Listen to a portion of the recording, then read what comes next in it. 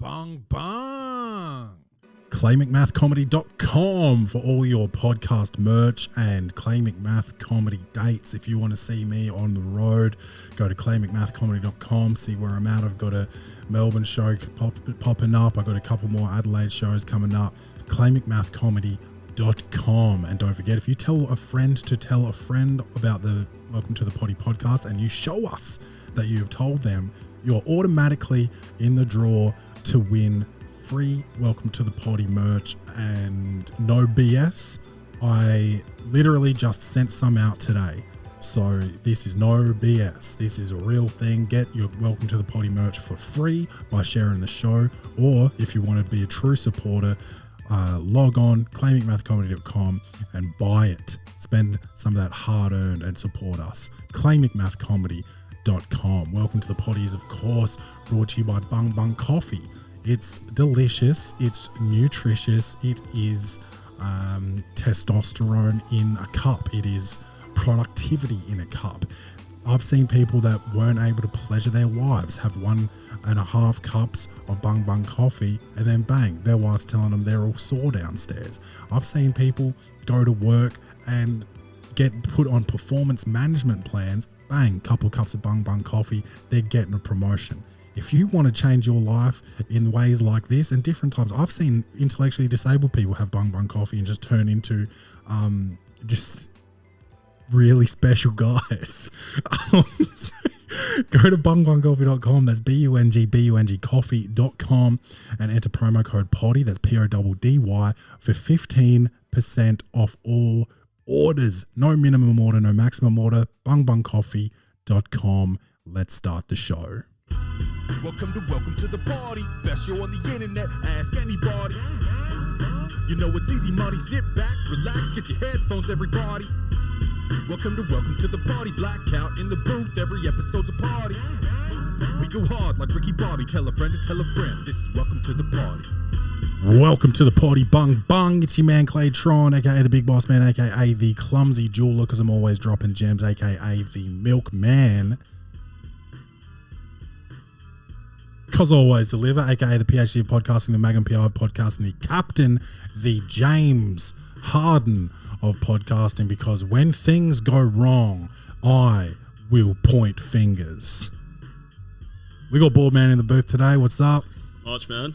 How you on? Yeah, good, dude. Good. How about you? Not too bad. I only recorded a few days ago because I procrastinated again this week. But so I haven't. Not much has happened since the last episode of the Welcome to the Poddy podcast. What has happened though is James Harden is traveling around China, I guess, where he's going to be playing in the next couple of years. Just playing the blame game. Did you see that he was talking about playing there? No, I didn't see that. I don't know how serious he was being, but yeah, he was talking about he'd love to play in China one day. Wow. And it didn't just sound like an exhibition match. Maybe towards the tail end of his career, but... Yeah, right. Yeah, but...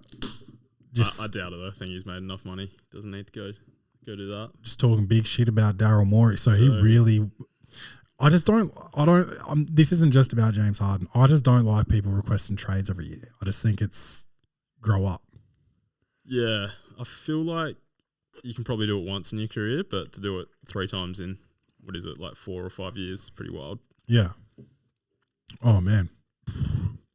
Frozabezza from Muzzabizza. It's been a while. A contract is a contract. That's what I think. I just don't think you should be able to, I don't like Dame, request a trade. He's played at Portland forever. He doesn't do it every year. So yeah, request a trade. But then when you start saying, but I'm not going here and I'm not going here and I'm only going here, yeah, only limiting it to one team's pretty shitty. Yeah. I just don't like what the NBA's turned into in terms of just I want to play where I want to play. You're lucky to be there. Yeah. Yeah, I agree, man. I can't see any end in sight for this shit. It's over. It's over. Yeah. It's just like, let's super team it up. Let's all act like whiny little bitches and get sent to the same team. Do we know what the reason is for Harden's request though? Is it because he got shafted? I think he took a pay cut And had like a handshake agreement that he'd get looked after this off season. Yep. Yeah. And he hasn't been. Yeah. Like, why would you be as well? I get it. I get it. Like, be a man of your word, whatever. That's one thing. And yeah, Daryl Morey's character's in question. I get that. But business is also business. And if you're not going to bring it, and we can't trust you to, like, if Philly's going to get the same James Harden again this year, right? Mm-hmm. You want to just like max him up? Is it on Daryl Morey too? Like, do you think last year they had a roster that could have won a championship? No, I don't. Yeah. Tobias Harris, bro. I'm sorry. And maybe he's not getting played correctly, but to choose him over Jimmy Butler and he's averaging 6 points or whatever, like, what is that? What is that? Don't have an answer for you, man. But PJ Tucker's over there. And people talk about PJ Tucker like he is a recipe for a championship. Well, just backtracking though, Harden, he said, I'm not playing for any organization that Daryl Morey is part of. So it sounds like that's who his issues with. Yeah. So as the owner, do you acquiesce to that? Do you get Morey out of there? Keep your stars happy? Who's more important to winning at the end of the day? Like, Daryl Morey's never won a championship. Neither's James Harden. Yeah. I don't know who you keep and who you get rid of. Harden is an aging player. I guess you'd call him an aging star. A star that doesn't win. He's like Carmelo Anthony, right? So a GM can't age out, or whatever Morey is. Is he president or GM? I don't know what he is. I guess with this one though, I think Elton Brand's GM actually. Yeah, Morey must be president or something. He's pretty high up there. Yeah. But what do you prioritize though? Do you want to keep your stars happy? Not Harden, but if Embiid wants him there, if you go and shaft Harden like this, what's to stop Embiid from, if he doesn't get the help he needs or thinks he needs, then he'll be next one demanding a trade. And then who's more important, Morey or Embiid? This is why I'm not a GM. Me neither, dude. Because must be a tough job. Fickle job. It's hard. It's hard from my point of view because like I would kill a small child to get an NBA gig. You know. Yeah. So like, it makes me really angry when they're not appreciative of the situation they're in. Right. Yeah. And it makes me frustrated as well that it's not a basketball league anymore. It's a reality TV show, and this drama is more of what we see than actual guys that want to grind and win a championship. I mean, I'm so happy Denver won because they built that team. And I'm so happy Milwaukee won. I'm so happy Golden State won before and after KD. The league for a long time has just been like free agent based, and the free agent signings have been what everyone's like frothing at the mouth about over the off season, rather than like people drafting success or building a system. It's the microwave era. Yeah. Microwave era. But yeah. All I know from this particular instance is if my bosses offered me a pay rise and then when it came time for it to come in, they were like, no, what are you talking about? I'd be pissed. I wouldn't want to work there anymore. Yeah, me too. So I get where he's coming from with that. I feel like this one's a little bit different to other trade demands we've heard in the past. Yeah. Yeah, that's true when you put it like that. Because he's not saying he's unhappy with playing there. He's just got an issue with Morey, from what I've heard anyway. Yeah. Well, he wasn't talking about the Sixers. He was saying, I don't want to play where Daryl Morey is affiliated. Yeah. So I'm just seeing it from a bit of a different lens. Yeah, I guess this one is the most forgivable of all of his foolishness. But I guess when you've already got the reputation, you get tarred with that brush a little bit. That's true. Yeah. That's true. My old man has some health stuff going on and he's like telling me about it on the phone. He's like, yeah. So, the doctor said I've got to be calm. I can't let myself get worked up. I can't stress out because it's not going to do me any favors. And he's driving while he's telling me this. And then I just hear him honk his horn and be like, stupid ass bitch, what the fuck you doing? What the fuck you think you doing, stupid ass bitch? And I was like, oh, like, I'm not kidding. Like in the fucking same breath as he's just like, yeah, I just got to be calm. Like, yeah, but people on the road will do that too, man. Yeah.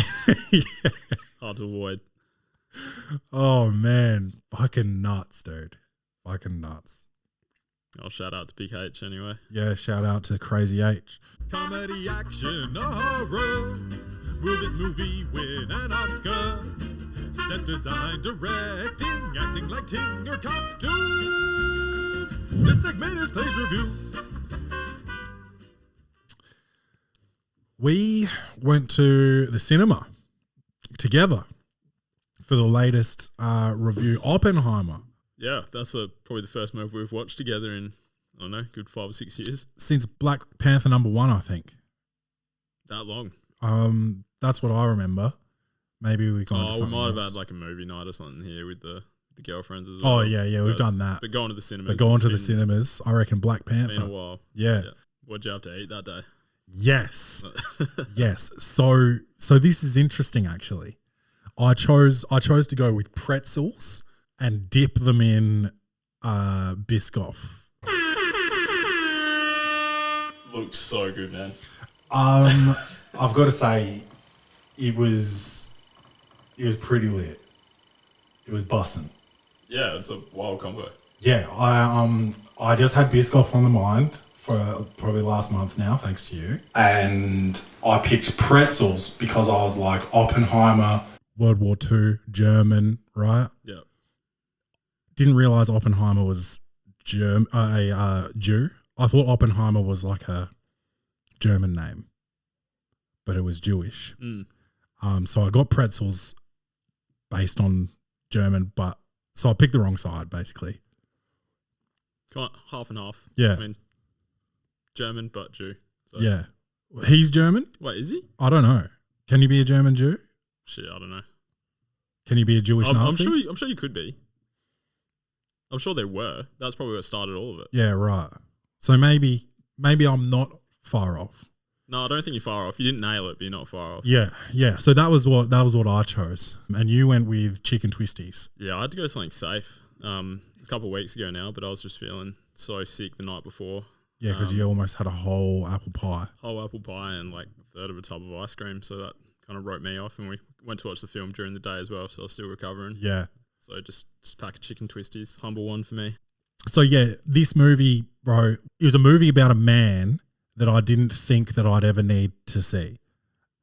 Like somebody that I didn't really think I'd have much interest in knowing anything about. So did you know anything about him before the movie? Did you even know the name before like they started advertising Oppenheimer?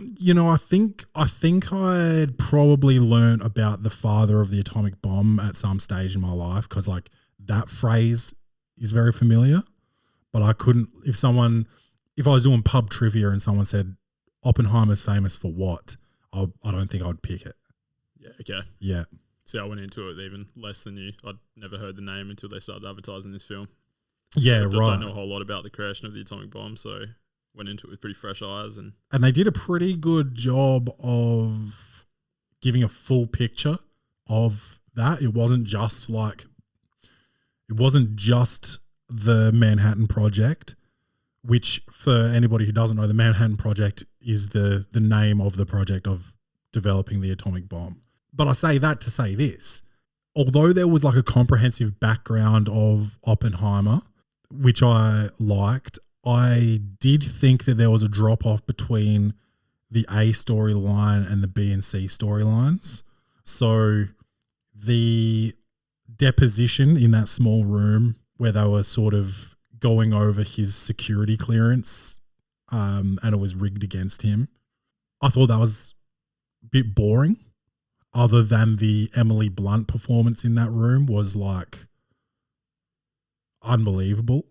And then the other one, which I don't think it was a courtroom, but it looked similar to a courtroom, some political sort of legal. It's like where they were the black and white discussing his security clearance and to revoke it. It was like an unofficial hearing. Yeah, I guess. Yeah, where Rami Malek comes in right at the very end. Yeah. Yeah. So I thought that wasn't really doing it for me. I guess they were creating a timeline with it, so they would discuss events and then drop back into the Manhattan Project and show that, I suppose. It kept taking me out. I was disappointed every time it dropped out of color to black and white. I was like, oh, here we go, this shit. You know, I don't know. I was in the same boat. Yeah, all that. It was interesting that I found out that Christopher Nolan watches the Welcome to the Poddy podcast, and we inspired the Oppenheimer film. Sensational. Yeah, that was good to hear. Yeah, yeah. So our wide shots are in color, and the close-ups of me are in black and white, which was quite similar to the way that Oppenheimer was shot. So shout out Christopher Nolan for being a regular listener of the Welcome to the Poddy podcast. That's huge for us. And, you know, given the Ted Sarandos deal that's been put on the table, maybe when we get put onto Netflix, Christopher Nolan directs the Welcome to the Poddy podcast. I don't know. I'm here for it, man. Yeah. There was some specifics in there that I really enjoyed. So I'd say the callback to, and it was over the course of the movie, they kept going back to this scene of Oppenheimer talking to Einstein. And we never knew what he said until the very end of the film. And it basically, that conversation and Einstein's reaction basically set up the whole relationship between Oppenheimer and Strauss, played by Downey Jr. Yeah. And I don't want to give away too much there, but like that relationship was tumultuous, but only really, I think, Oppenheimer's ego, and he was specced out to the gills. He couldn't recognize that someone felt some type of way towards him because he's just such a geek, you know. He's just thinking about atoms and bombs and explosions and the universe all the time. Big spec. The acting I thought was very subtle. When it started, I was like, oh, I usually love Cillian Murphy, but he's not showing much, like he's not giving much expression, right? But like he's a scientist as well, and he's specked out, bro. So like, of course he doesn't know how to like give emotion out of his face. And he was reactive and was very subtle. And Nolan was using close-ups and extreme close-ups to capture some of these reactions and expressions. And it was a masterclass in acting and cinematography intertwined, I thought. Yeah, I agree. It was, seeing that on the big screen, yeah, I highly recommend it. So important, bro. I can't imagine sitting down and watching it on a TV or a laptop. Are you kidding? Yeah, but even not just visually, like the audio. I don't know if it was just VMAX it's that loud, but yeah, it just wouldn't hit the same at home. So, nah. So why you got a chance, get out there and see it in cinemas, I reckon. And I forget who the composer was. Ludwig Göransson? Yeah. I think he did the album with Redbone. Interesting. I could be wrong. I do think he's young though, with long hair. Yeah, having a look at his wiki now. Yeah, check if he did the Gambino album. He worked on Black Panther as well. There you go. Okay. Quickly making a name for himself because he's looking at the picture. How old would you say? It just tells me. So okay. He's 38. 38. I don't know if that's young or old for a composer, but dude, I think, I talked about going to the Hans Zimmer, like Adelaide Symphony Orchestra thing, and he's not classically trained in music. And I was asking Rach before we went there, I was like, does a composer have to learn every instrument? Like, how can you write an instrument that you can't play? But I guess you can just get it. You just got an ear for it. Like if you're that guy. Together. Yeah. So that's nuts. So he's not classically trained in music, Hans Zimmer. I'm off track here anyway. But yeah, the music I thought, especially the scene where the sound was just unbelievable, was the testing the bomb. So the lead up was quite tense. The music leading up to the moment of the detonation was gripping, and then the bomb detonates. Silence. For what, a minute? Maybe not. Maybe 30 seconds. Felt like Felt like a minute. Felt like longer. Oh, bro, I was in love with that. Yeah, it was a powerful scene. Like the biggest explosion the world's ever seen, maybe, to just have this silence come over the whole theater, and no one talked, no one did a joke in the. So no one even picked a chip up out of their packet. Yeah, during that. it froze the entire room, and it was so powerful and so just magnificent for that. Yeah, that 30 seconds, and then you got hit with the explosion and all that. But my God, I would go back to the cinemas just for that scene. I mean, I was about to say that made the 3 hours worth it, but the whole 3 hours was worth it. But that was just that scene was unbelievable, and I wouldn't mind seeing a behind the scenes of the explosion footage. Did they do an actual explosion and film it close up to get the footage of it? Like, I just don't know how they, or is it old? Like, is it old footage? I don't think they would have done that. It would have looked too shit. Not sure. I kind of want to see it again. I feel like there's a lot that I didn't catch or missed that time around. Yeah, and I thought originally when I walked out of there, I felt like they were focusing a lot on the science at times. And when we first left, I was like, oh, it's a bit sciencey. It was, of course, going to be. But then, like, upon further reflection, I'm kind of glad that we didn't review it last week, because I've had more time to think about it. And they also made a huge point numerous times throughout the film about theory can only take you so far, because they've got theoretical physicists or something. I don't know. Something like that. Yeah. So they do all the formulas and stuff, and they say, like, based on this formula, this is what should happen. And then they've got like some big proton electron bloody machine in the next room where the other more physical scientists like test theories. Practical. Sort of. Yeah. And there was actually one scene where there was, it was when they figured out that someone had figured out how to split the atom, and Oppenheimer runs to his blackboard, does all this stuff. He's like, it's impossible. Look. And then the guy runs next door. He's like, I'm going to try and replicate it. And he goes and does it. He comes back and he's like, I've done this 10 times. It doesn't work. It's impossible. And the guy comes in and he's like, we've done it next door. And it's like, theory can only take you so far. And I think like that was the same in the movie. Like there was a point where you can talk all the science that you want to talk, but like there's gonna be more to it. There comes a point where you're going to find things out through experimentation. Yeah. I guess. Yeah. That was so scary, man, when they were talking about like not actually knowing whether this thing's just going to burn through all the atmosphere on Earth. Yeah. Like, what a crazy risk. Hit the spoiler alert button here. Sorry.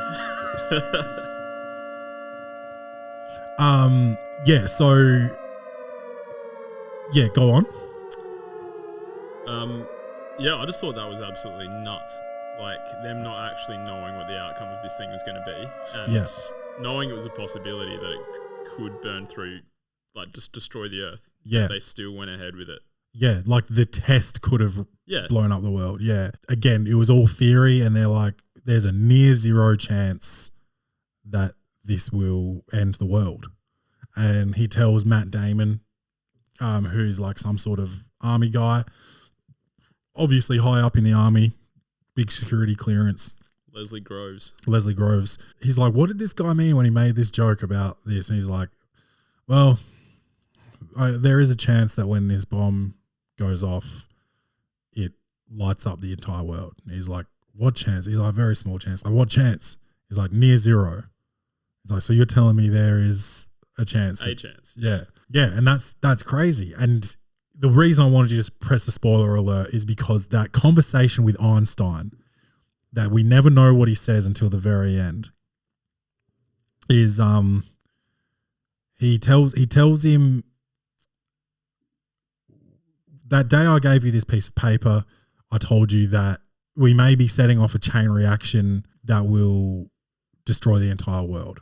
And what he meant was a physical chain reaction where the atom splits and continually splits, and the explosion just never stops, and the entire atmosphere, because of oxygen and all of that, it just keeps lighting on fire and the whole world explodes.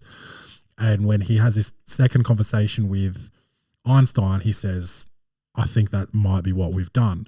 But of course, he's not talking about the physical chain reaction of the explosion. He's talking about the chain reaction of, we've created the A bomb, but now we want to keep the Manhattan Project open in Los Alamos and create the H bomb. Yeah, so there's that chain reaction, but then there's also all these other countries. Yeah, Russia, Germany, it's a race. Yeah. And it started the Cold War between, Russia and the US. I mean, that was pretty profound. I don't know that conversation ever really would have happened, but. Yeah, I think probably need to fact check this at some point, but I heard somewhere that he didn't actually have that conversation with Einstein. It was like another physicist. Another high profile physicist at the time. But yeah, right. I haven't fact checked anything. I took it all letter to law. More on the sound, the gymnasium scene. Yeah. With the feet stomping and stuff. Stressing me out. Yeah, and it was like he had PTSD almost.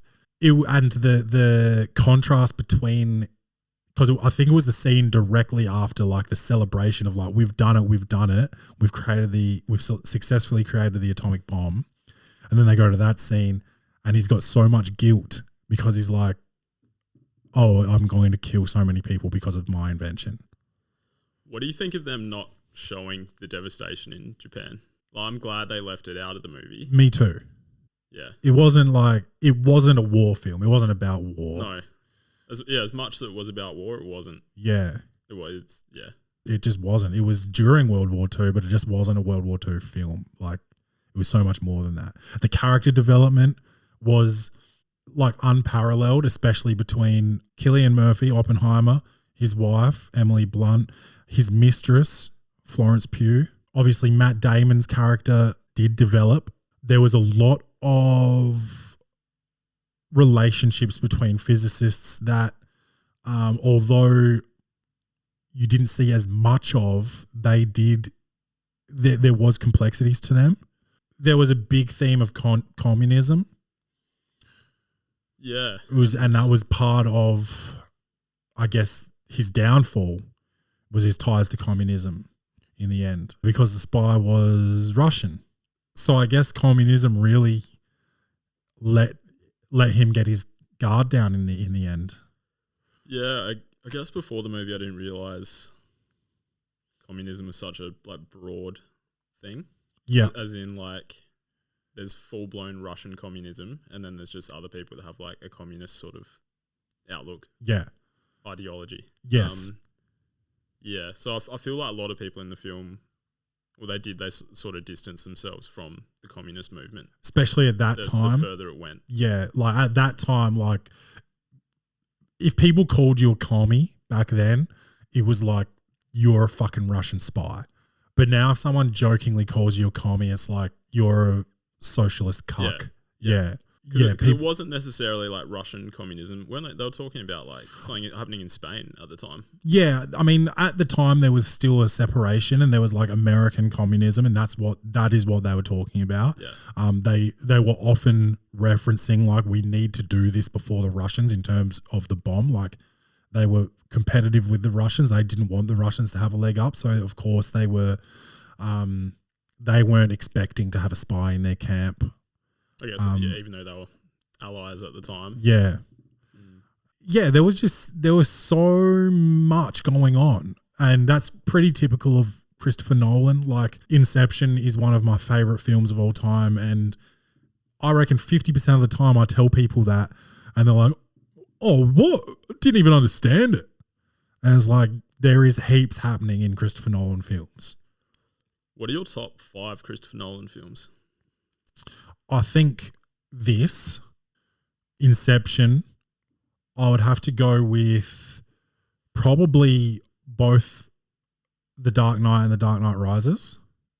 I know he did Batman Begins, but that wasn't really one of my favorites. Oh, not as good as the other two. What else has he done? Interstellar? Yeah, Interstellar. Yeah, I like that. I mean, yeah, those are my 5 easily. I know I think he did Dunkirk. I haven't seen that. Yeah, he did that. I need to see that. That was good. Yeah. Good film. Have you seen The Prestige? Oh, yes, I have. Yeah. And he did Memento as well. Yeah, I haven't seen that one. Memento's a banger. Okay. See that. Yeah, Prestige is a banger too, dude. It's a good film. And that's Christian Bale again. Yeah. And Hugh Jackman. Yep, that's it. Yeah, that's a banger. As if he wasn't already, but like this definitely puts Christopher Nolan in the category of like, you get to make whatever you want whenever you want now, you know? Who's in there already? I think James Cameron.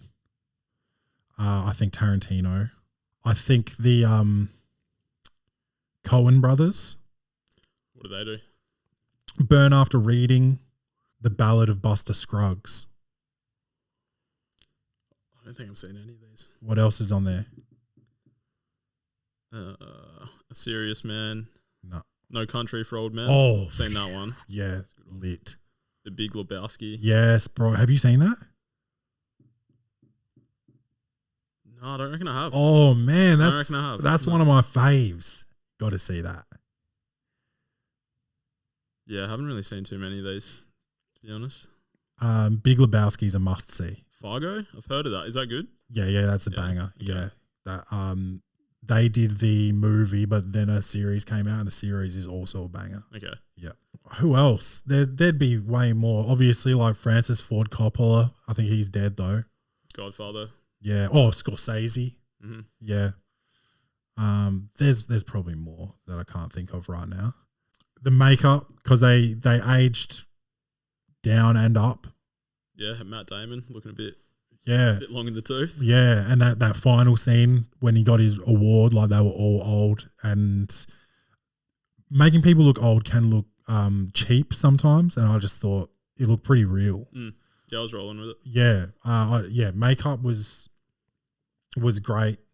I loved it. I could see it again. Like for a 3-hour film about highly intellectual subject matter, its rewatchability is fucking insane.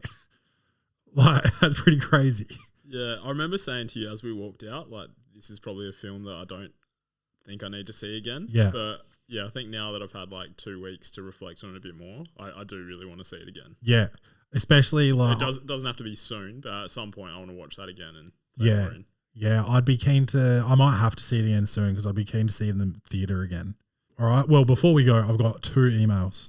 This one is coming in from Connor, and this one's short and sweet. He says, "Who was the first comedian that you noticed, and how did you find them?" And you must be a new listener, Connor, or maybe not. I think I have talked about this on the show before. Connor, do I know anyone named Connor? I was trying to be friends with this kid when I was, I reckon, year 1 or 2. His name was Ty O'Connor. And I wanted to hang out with him and play Teenage Mutant Ninja Turtles on the NES.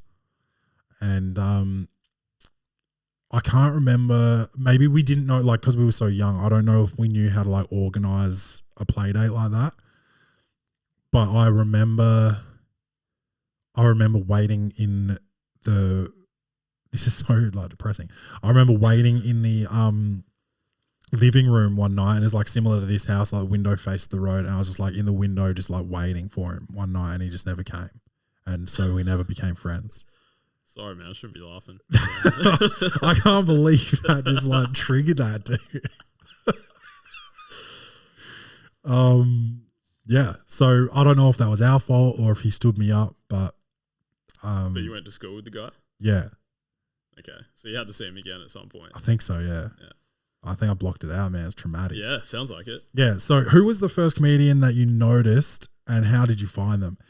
I remember 2 comedians who became sort of three comedians that sort of made me be like, I'd love to do that. 4 comedians. One, Bruce. Big fat black guy. He's still doing it today. I think he's from Atlanta or from Georgia somewhere. And he had this Krispy Kreme joke, which just killed me. And I remember my dad used to smoke a lot of weed, and I remember he was high, losing it. I was on the couch losing it, probably Just getting that passive. yeah. Passive What do stuff. they call it? Contact high. I was probably Yeah. contact high at like fucking, I don't know. I wasn't even that young. It would have been, yeah, I was probably like 12, 13 years old at the time. Bruce was on, Dad had Foxtel and my mum didn't. So I got to watch a lot of like shit that I never would see. So on Comedy Central, Bruce, and I remember also on Comedy Central, Bill Burr, back when he had hair. And those memories of those guys cracking me up, I'll never forget. And then when I started, like when I was like, comedy, I need to watch comedy. Eddie Murphy Raw, Dave Chappelle Killing Him Softly, and Cat Williams Pimp Chronicles.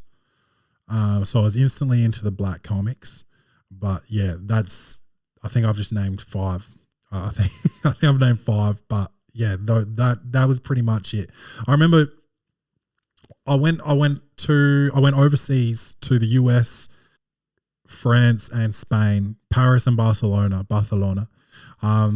with SASI, South Australian Sports Institute. We went on tour and like played all these different teams overseas.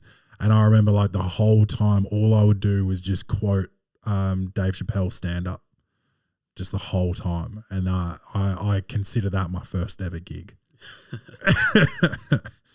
Yeah. Yeah, so very inspirational, all of those guys. This one's from Nick, and I know a guy named Nick. He kind of looks like another guy named Nick. Nick Watts kind of looks like Nick Cummins. Nick, what, the badger? Yeah. Honey badger? Yeah. You reckon? Yeah, because they've both got that seedy little mustache. Shout out to Watsy though. Shout out Watsy. So this one from Nick says, wife wants to divorce because I smoke weed. I've been smoking weed for like a couple of times I've been smoking weed for like a year, like a couple times a week. My wife found out what frequency I smoke it and told her mom. And he spelled mom, M-O-M, so this Nick is from America. Her mom told her that I'm a drug addict and she should leave me. Like only broken people smoke weed and my life will go downhill from now on and she better off leaving me ASAP. She thinks all our fights with my wife are due to weed since it's affecting my brain and I don't realize that yet. I want to save our marriage and told her I will quit, to which her mom told her that once a drug addict, always a drug addict. Is weed that bad? Bingo, bango, bongo. Is this like what people are going to start saying now? Bingo, bango, bongo. Is this the second time or have you had a few? I think this might be the third time. No, weed's not that bad. But yes, it also is that bad. We know someone, bleep this, Pato, absolutely smoked himself retarded. Yeah, that was a pretty extreme case of it. Yeah.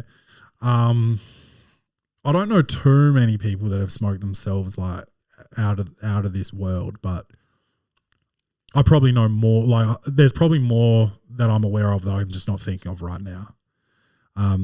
It's not the best. Like, you can't just smoke all day every day, but like, no, it's not that bad. You said a couple times a week for a year. Like, no, it's not that bad. You'll be fine.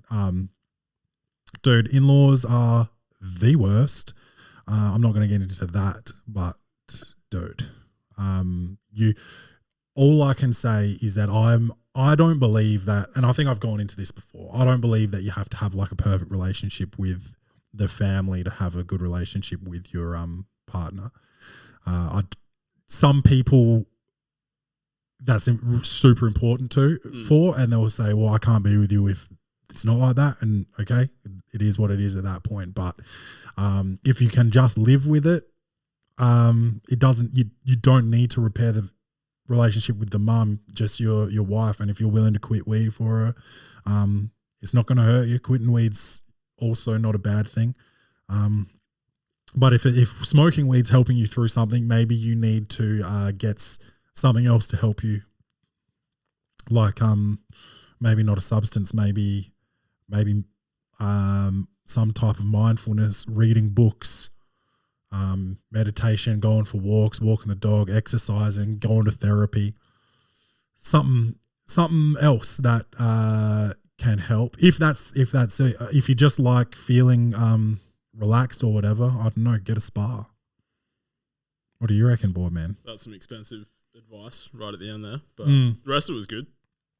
Weed in Australia is expensive. Just save up on the weed spending for a few months and maybe get a gym membership at a place that's got a spa. How about that? Go work out your frustrations, hit the bag, and then jump in the spa.